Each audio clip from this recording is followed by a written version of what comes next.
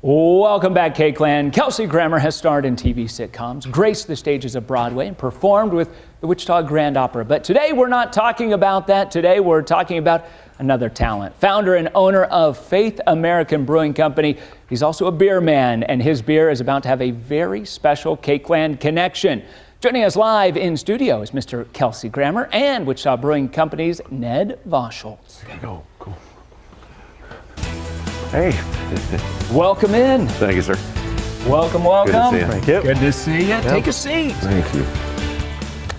So tell me about Faith American Brewing Company. You've done everything. You've been in sitcoms, you've been on Broadway, you've performed with us here in Wichita, and now beer. Yeah, it's all the cans. Basically, the artwork on them is these are pictures from around our property in upstate New York. Now, the property is the reason that we started doing it. You saw this and you said this needs. Well, this. no, it used to be a pretty prosperous place. It was a very successful cauliflower farm in the 70s. It was a successful dairy farm for a while.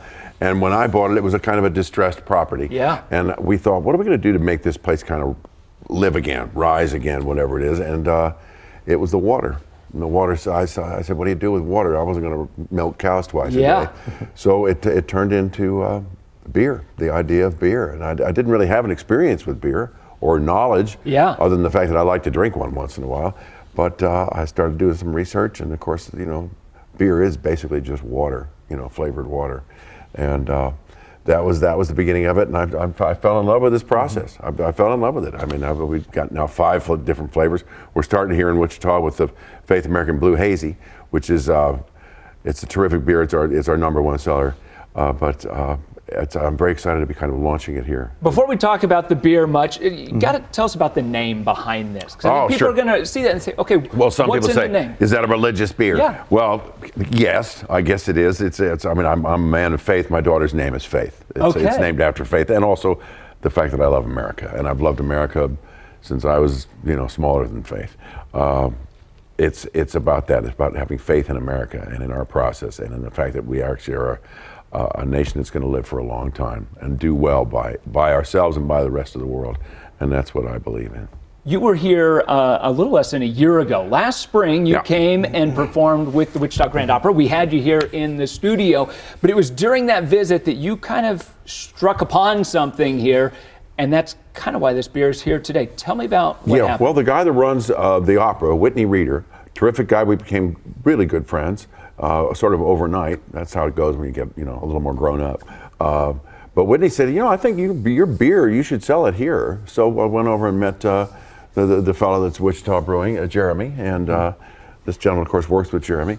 And we struck up a conversation at that time and thought, this might work out. It's called contract brewing. Yeah. You go to a different brewery in a local capacity and start to release the beer from there. And this relationship is what turned out to be pretty good, I think, and I'm really looking forward to opening up this territory. Well, Ned, tell me how that is going to be good for the consumer as well. We're proud to have this brewed in Wichita, but what makes it special about being right here? Yeah, it's a really exciting time for us as a brewery and Wichita as a community. But the beer's great, first off. Second, it's going to allow us to get their beer in our market, with the intention of getting it in other markets around the state of Kansas and ultimately into some of the other markets that we already distribute into in Nebraska, Iowa, Missouri.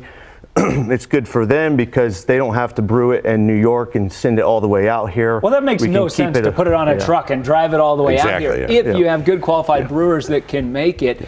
Tell me about the beer. Which one are we going to have first in Wichita, and what can we expect eventually? Well, this is the hazy. The hazies are very popular on the East Coast, and so this is an East Coast hazy basically, but it's an IPA. Okay. That has. In this case, there's a bit of a blueberry highlighted flavor in it. It's very subtle because I'm a subtle guy. I don't like being too hitting people on the head.